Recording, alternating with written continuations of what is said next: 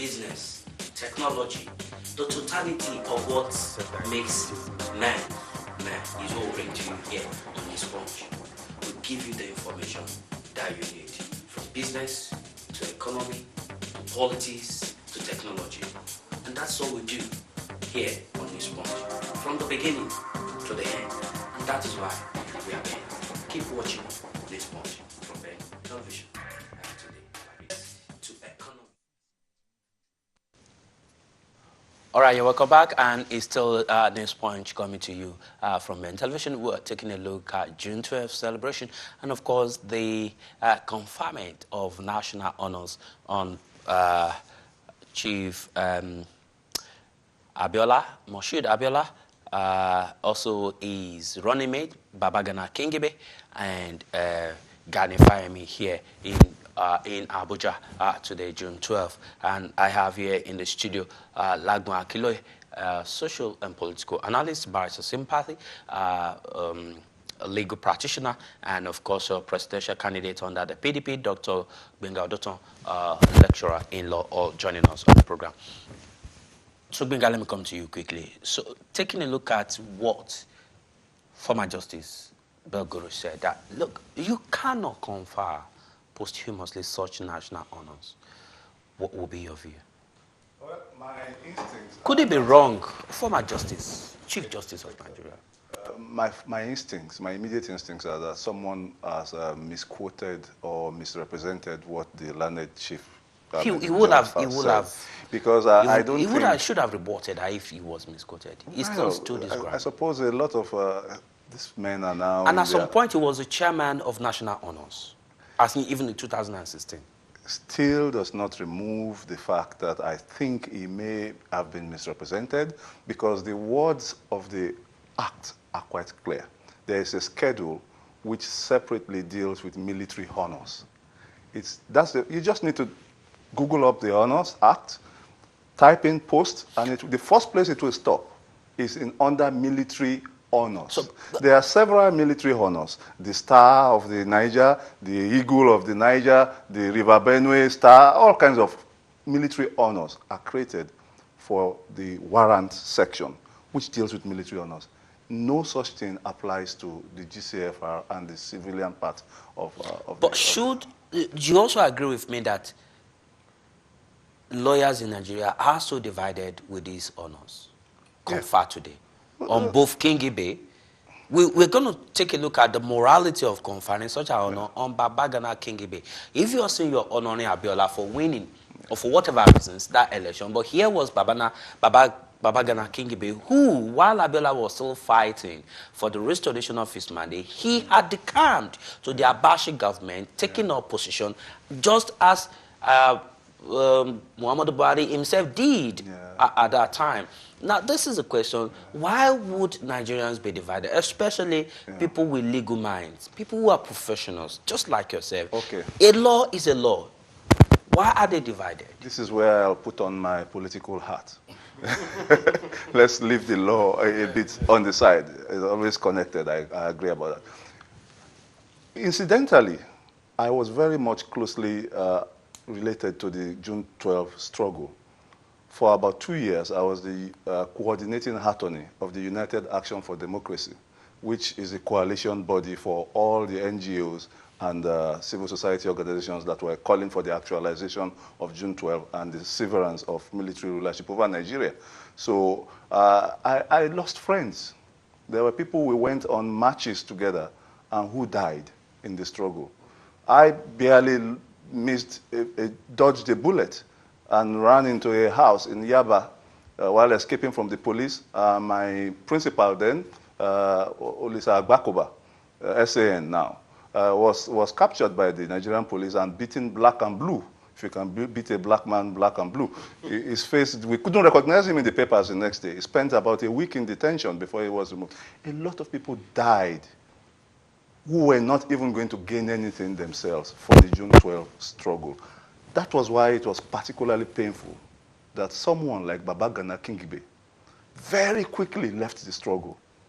Not only left the struggle, but joined up with the military government and accepted position under that government. And today, this same man has been He's given not the been given a second GCON. highest national honor in the land, bearing also in mind that Babagana Kingibe is one of the top people in Buhari's government who has the ears of Mr. President.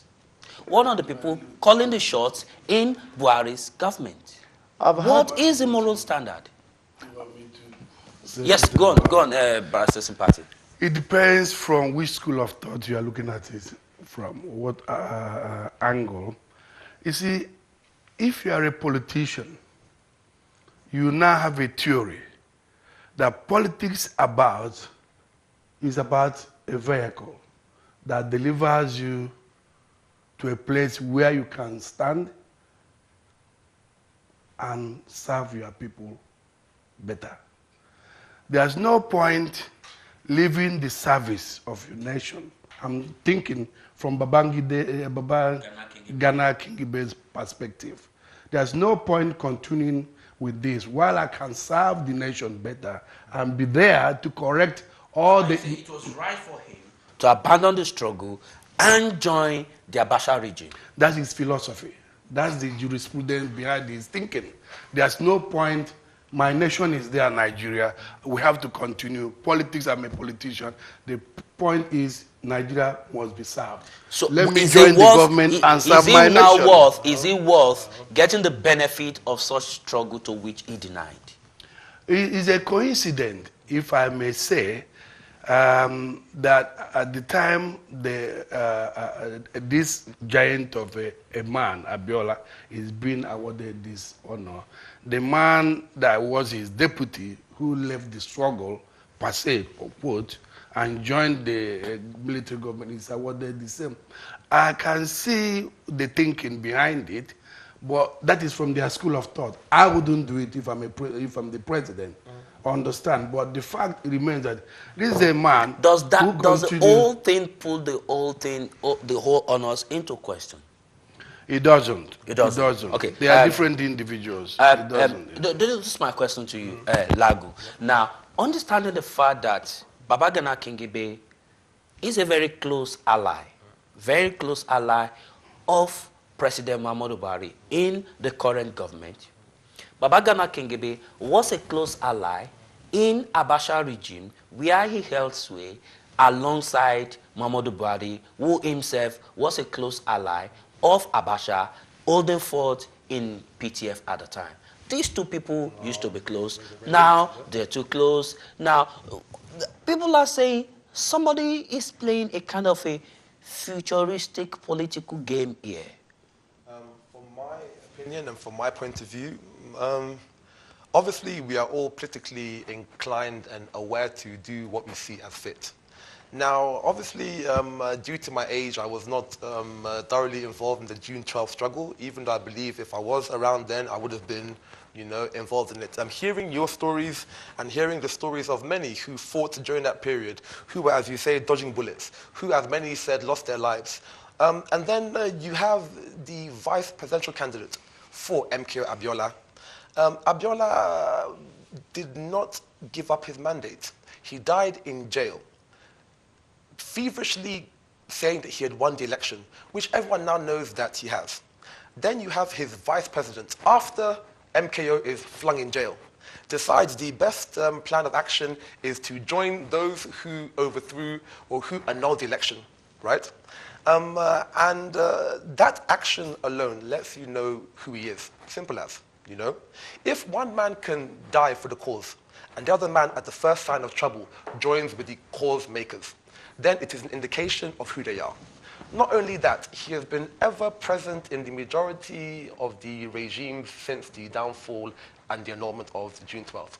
Wasn't he part of Goodluck's government for some time until he was left that government? He seems to be somebody very adept at making himself relevant to the government of the day. Yeah. Therefore, some might call him a great politician, right? Because he's a survivor. Yes. But some might call him immoral and self-serving. So it just depends, as the barrister said, which train or political angle you follow. Me personally, I'm a patriot like the majority of Nigerians I like to believe. So someone like that in the corridors of power, I wouldn't necessarily have.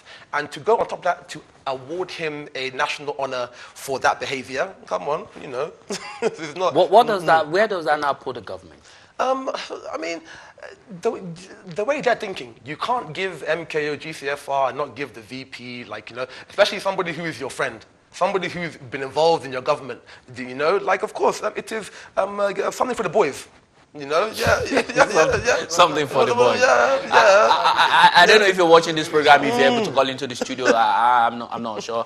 But in case you're able to call into the studio, want to be part of the program, the number to call, if that's right, yes, you might be able to join us in the course of the program. We've got a few minutes more to go, and you can join us in the program. The number to call in is on the screen to be part of the program today.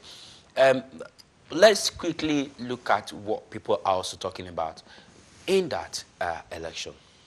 When that election was held, at that time, Lagos, do you remember Kano, at some point, a state came out of Kano, Jigawa State. At the time when that election was held, the total result from Kano was barely 500,000, while Lagos at the time had almost 1 million votes. And we said that election was the freest and the best Nigeria has ever had.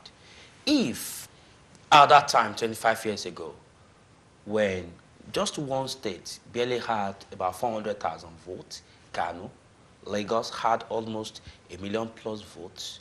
Today, that single one state divided into two in 2015 election had almost 2.3 million votes, and Lagos had barely one, still about that same number of votes he had in 1993. Is something basically wrong with the way Nigeria calculates its election today? Is it the election per se or the census of Nigerians? Can I put you on hold? Let me take this call. Abimbola, good morning, good evening. Thank you for joining us on the program today. Hello, Abimbola. Hello, good afternoon. Good evening. I would like to where are you calling from, Abimbola? To the program. Yes, you're live. Where are you calling from? I'm from London. All right, go ahead. I'll just say, you know, it's a good thing which Buhari has done.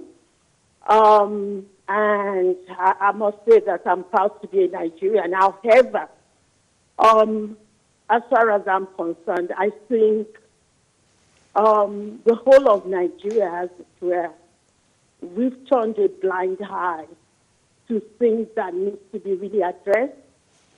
Because if Buhari, as a military man, believes in democracy, I think there is much more to be done than what's been done, because Buhari was the one that took over the military coup from the democratically elected MPN at that time. And I believe that if Buhari really knew what he had said about MKO, he needs to apologize for the whole of Nigeria. He did apologize. Government, no, hang on.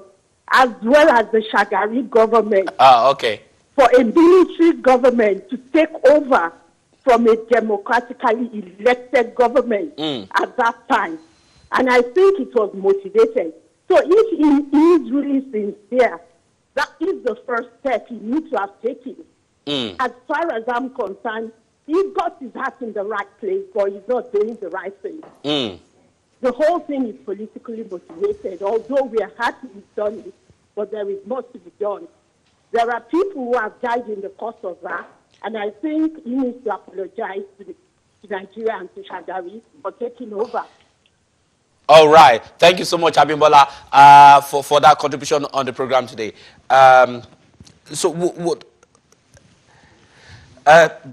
Barrister, would you react to that? That if he did today, as he did today, apologize to Nigerians for the wrong did. Shouldn't he apologize for overthrowing a democratically elected government if he is actually sincere about democracy? If he's indeed, he wants to make us understand that he has studied new leaf, should he not apologize for overthrowing a democratically elected government? Well, I think this apology today goes to cover that to an extent. He has apologized on behalf of what the wrongs that we have done in the past. To Abiola. To the Abiola Not family. overthrowing. Yeah, that is democracy. But if you look at this properly, the man that overthrew Buhari was Babangida. Yeah. It was Babangida also who cancelled, who annoyed the June 12th election. So one can rightly infer that, okay, enemy of my enemy is my friend. You annoyed this, even though you overthrew me. Let me look good before these people because of what the treatment you meted to me. You overthrew me. Now you've annoyed this election. Let me apologize to the people and look good and make you the bad man. Do you follow what I'm saying? Yeah, that's politically, that's what happened there. He apologized to Abiola's family because he's telling them if he was in power, shouldn't he also take responsibility for overthrowing a democratically elected government? That is the question. If Nigeria, like Abiola said, we are measuring the sincerity in the heart of this government for this. But if he did it, shouldn't he take responsibility and apologize for that coup of 1993? Tunde, in law, there's always a chain of causation. Where do you break the chain of causation? Yeah. Should we start going back to Nzongo's coup? Should we start going, where do we stop? Let's break the chain of causation from what Babangida did. Shouldn't we shouldn't extend it backwards? Should he not break the chain of causation from his own head? He was a beneficiary of a system that he truncated. In 1993, if he wants to break the chain of causation of military coup, apologize. Should he not start? He's not a Democrat. They are democratically elected government. Okay, let me the majority of Nigerians voted for him. I've got Steve on the line. We've forgiven you. Steve, go ahead. Yes. I've got Steve on the line. Steve, thank you for joining us on the program. Steve, where are you calling from? Steve? Steve, can I ask you to turn down the volume of your TV set? I'm calling from Linden. Yeah, good evening, Steve. Hello? Go ahead. Turn down the volume of your TV set, Steve. Hello, Steve. Are you there? From Linden.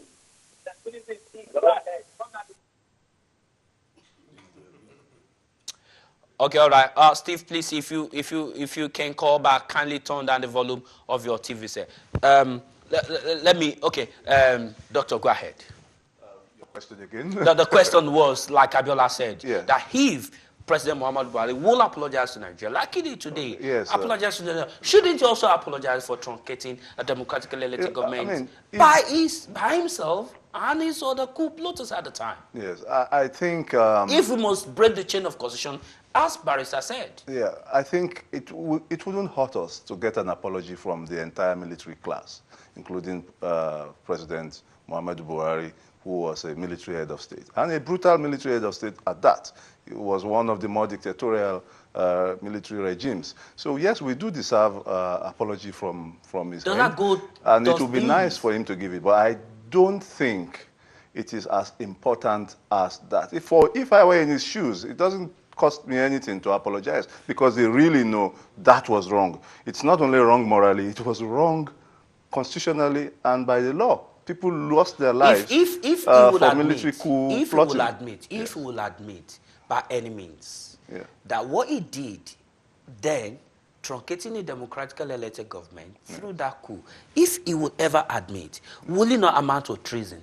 If today he comes up to say, I admit what I did that time, what's wrong? Yeah, but you see, my brother, overthrowing the government, will it not amount to treason? Give me just a few seconds now. You may be digging a bit too deep. Yes. Because if you dig deep into the issues here, MKO Abiola himself might crop up as a possible villain. MKO Abiola is not unknown to have been involved in military coups in Nigeria. In fact, he's been fingered as having sponsoring military coup. Yeah, but you see, This is the pool. This is the pool we have to pick from. No, let's spoil the mood as much as we can spoil the mood. Lagu, you want to contribute to that? Today is a day of... To you. Nigerians are divided over certain issues. To you, may be a day of celebration. To some, they are feeling this is. I think what it shows, from my point of view, I think the issue at sometimes is we tend to think and believe that we are in what we call a fully fledged democracy. I think we're still Nigeria as a country is still a work in progress. One of the hallmarks that makes me understand this is during the military time, which was 34 years of our national existence. We were under the jackboots of various juntas, various dictators, and various nefarious characters. What they showed was a complete lack of respect for the general population. This level of respect has, in a way, seeped into our democracy, where the man in power is not beholden to the population, but beholden to his party or to the people around him, right? Yeah. This is a obvious sign of the power-people dynamics, right? I think that when President Buhari became the candidate for the APC and they were shouting change, change, change, I said, what kind of change is this? So a man in a military uniform can wear a kaftan and suddenly become a Democrat. It's not as easy as that. He should have, during his campaign, given coherent reasons as to why he toppled a democratic elected government in which my own father was an integral part of. The same way that IBB is in his hilltop mansion in Minna, and during campaigns people go and besiege his mansion and call him all kinds of glorious, wonderful names, and he himself has not even told the population why he cancelled June 12th. But we still hold these individuals in a very high regard, even though they don't hold that same regard for the general population. Apology and sorries is not a lingua franca in the military dialect or ranking, which I think is a very negative aspect of our democracy. As we begin to count down, let me quickly come down to you. You are a presidential candidate for Aspirant. Aspirant for the 2019 election. Why are you going? Well, I'm aspiring to serve my country. I believe enough is enough. Today. We've had democracy for 18 years now. The dividends of democracy, my people should enjoy. My people, Nigerians, should enjoy the dividend of democracy. Today, we don't have steady light. We don't have an airline. We are still refining petrol. We produce the petrol, export it, bring it back, import it back. We can't refine. Now, the point here is, we should be looking at amending the Nigerian Constitution, the relevant section of the Constitution. I think it's chapter 6, part 1. We should look to amend it to see, if need be, rather than mentioning Igbo, Yoruba, Hausa, if we can contract out the presidency. Our football coach is a foreigner. Our president is sick. He goes to London to cure himself and come back. The cars they use at the legislature are foreign cars. Air conditioning used in bedroom is foreign. What's there left? Let us see if we can contract people like Obama to come and rule Nigeria for 8 years and go back. Because my mother in the village is fed up. If they can't give it to me, I am educated here. I was sent here to study. I finished studying. I want to come back and put in place those beautiful things they come here to see, and ensure that the quality of life of my people improved tremendously. Now, I want to give Nigeria a new beginning. If they don't want it, let us contract it. Amend the constitution and contract out the presidency. After 8 years, the president honestly, can go as a sincerely speaking, do you think you stand any chance? It's not a question of chance. I am contesting under a party that has been in power for 16 years, PDP. I am not into a new party. If the primaries are coming up in September, I'll be facing people like Atiku and the rest of them. Nigerians have come to realize, my party members have come to realize that they need a change. All right. People like Atiku have been there. All that I want to give Nigeria a new beginning. All right, a Barrister. positive new beginning. Barrister Thank Simpati you very much. Nwosu, presidential aspirant under the People's Democratic Party, and also a legal practitioner here in the United Kingdom. Callisis Solicitors, thank you for joining us on the program. My friend and colleague, Lagun Akinloye, thank you so much for being part of the program. Dr. Benga Dotto, thank you for joining us all the way from Kenya. Gentlemen, very, very happy and my sincere appreciation. All right, this is the end of the program. It's a pleasure. We look forward to another wonderful program on Tuesday. Thank you and enjoy your beautiful June 12th break. Bye.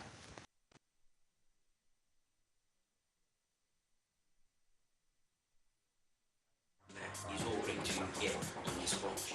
We give you the information that you need, from business to economy, to politics, to technology. And that's all we do here on Newspunch, from the beginning to the end. And that is why we are here. Keep watching Newspunch from Ben Television.